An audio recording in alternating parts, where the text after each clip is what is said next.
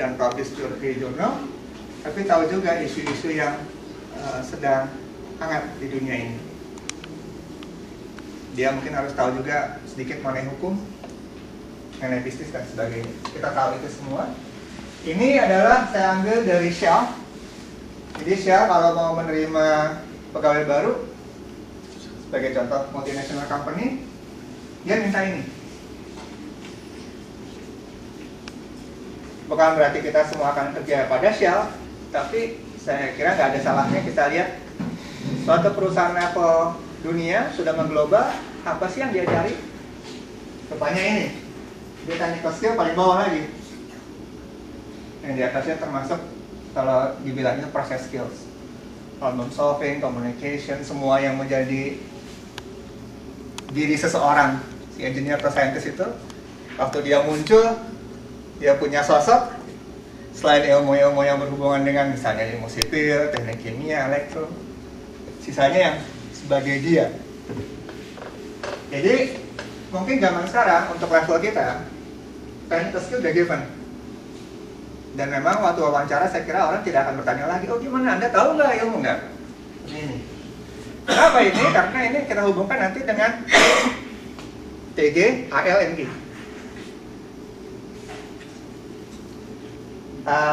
Ya ini kita tutup, orangnya ada. Jadi yang versi ada gambarnya. iya.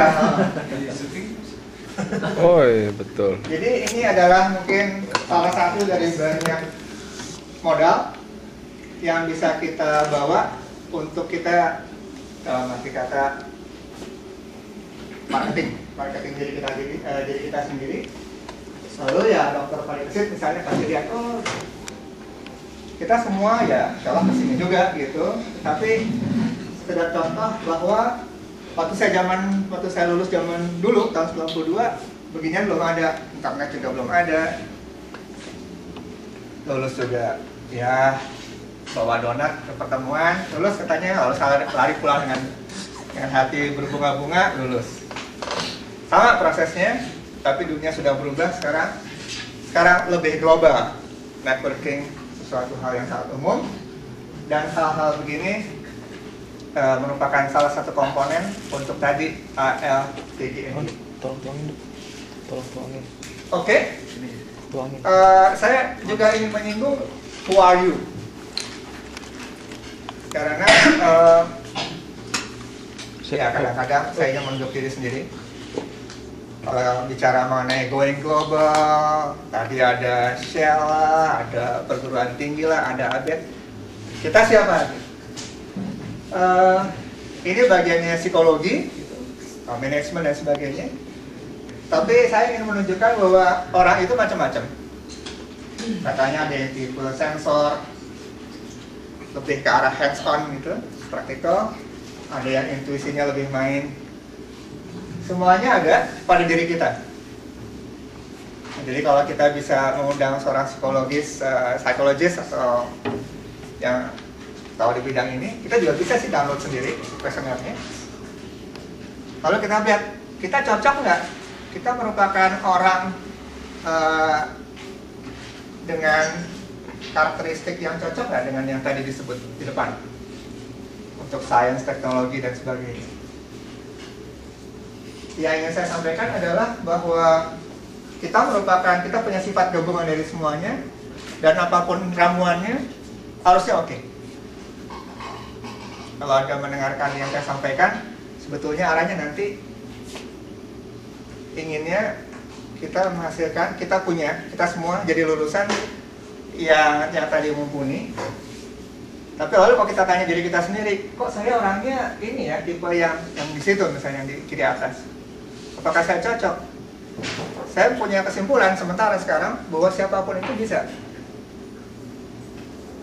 Jadi kalau boleh berhipotesis, kita sekarang ada 50, satu aja di antara kita jadi entrepreneur yang luar biasa, that's good. Bukan good lagi, itu mah udah luar biasa, coba. Jadi nggak tahu, saya ambil contoh misalnya Pak Hilmi ya, Pak Hilmi yang dari Medco ya, namanya masih Medco kan sekarang. Saya pernah satu sekolah dengan Pak Hilmi. Saya lihat di internet, oh dia dapat award Businessman of the Year dan sebagainya. Dulu waktu sekolah ya kayak kita juga gitu, rada-rada culun gitu. Jadi saya membayangkan ya nanti ya Pak Hadi jadi dekan, jadi rektor 4 tahun lagi dan seterusnya gitu. Pak Jadi Dedi, kita. Pak Dedi siapa? Pak Dede, oh, nanti belakangan Pak Dede. Sekalian sama ketua yang UI juga. Ya, jadi ya sudah, terima kasih. Kita boleh maju. Kita sekarang bicarakan, kita lihat lagi yang ini. Mungkin intinya.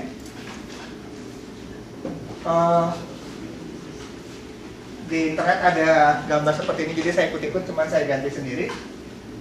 Ini hanya reka-reka aja, bahwa misalnya kalau kita mengkategorikan diri kita sebagai orang di bidang research and development, barangkali orang dari perguruan tinggi, apakah bisa punya lintasan karir seperti ini? Lintasan karir jumlahnya tak berhingga, ya kan? Lalu kalau kita tanya sama diri kita atau kita mencoba memprediksi 10 tahun lagi saya di mana, teman saya di sebelah saya di mana, jadi apa, berbuat apa, dan seterusnya. Tetapi walaupun kita tidak bisa menebak, kita sebetulnya bisa memikirkan kira-kira lintasan mana yang akan kita tempuh. Kalau kita lihat sama-sama, bisa nggak sebagai PhD dan postdoc itu menghasilkan banyak paper, lalu sampai sekolah dia mencoba membuka koneksi di TU Delft. Kenapa? Karena TU Delft ranking 17 dunia. Anda, kita, sudah berada di lokasi di mana pintu banyak terbuka dan orang lain sebetulnya ngiri sama kita. Bagaimana si itu? Oh, dia lagi sekolah S2, S3 di Belanda, di TU Delft. Wah. Nah, kalau kita sudah di sini, kita sebetulnya bisa untuk melakukan hal-hal ini. Self-directed researcher itu peneliti yang kalau independen itu masih kalah, masih di bawah dibandingkan self-directed. Kalau independen, kan misalnya PhD atau dialog diharapkan independen kan, independent work, independent research. Karena tapi dia melakukan sesuatu yang sebetulnya masih diberikan sama supervisornya atau konsultasi dengan supervisor. Kalau self-directed, dia sudah self-directed, dia sudah tentukan sendiri. Nah, ini hubungannya dengan ALTGNG adalah kalau misalnya sebagai peneliti jalan-jalan ke Coklat, ke Museum Coklat, saya bukan peneliti jadi enggak. Lalu langsung berpikir, oh kalau begitu urutannya saya akan kembali ke lab, atau saya ke perusahaan saya, atau saya kontak siapa, let's do something about chocolate. Nah, kalau dia researcher, ya kita misalnya membayangkan researcher yang canggih gitu. Self-directed adalah dia sudah punya kemampuan ilmuwan, sudah punya proses skill, dia sudah punya kemauan, dia sudah bisa melihat helicopter view, lalu dia bisa direct himself or herself, saya mau mengerjakan itu. Enggak semua orang bisa begitu. Kalau self-directed learner adalah pelajar yang dosennya datang, dosennya keluar lagi, cuma 5 menit di kelas, dia self-directed, belajar terus, lulus juga, dan ngerti dan hebat. Termasuknya di dana sendiri. Enggak, kalau nanti itu kan entrepreneurship. Ini masih researcher. Tetapi betul, kita akan ke sana. Kenapa tidak punya researcher yang juga entrepreneur? Karena kalau dipisah itu susah. ALTGNG berbasis kayak tahu. Saya kira orang itu kan tadi punya berbagai kecenderungan, lengkap. Kalau mau sukses menurut saya juga harus punya dua-duanya. Kalau orang yang hanya bisa bisnisnya, dia tetap harus tergantung sama orang kan? Misalnya, kayak kembalian tadi misalnya ada yang butuh sesuatu, dia tergantung sama Pak Yugi.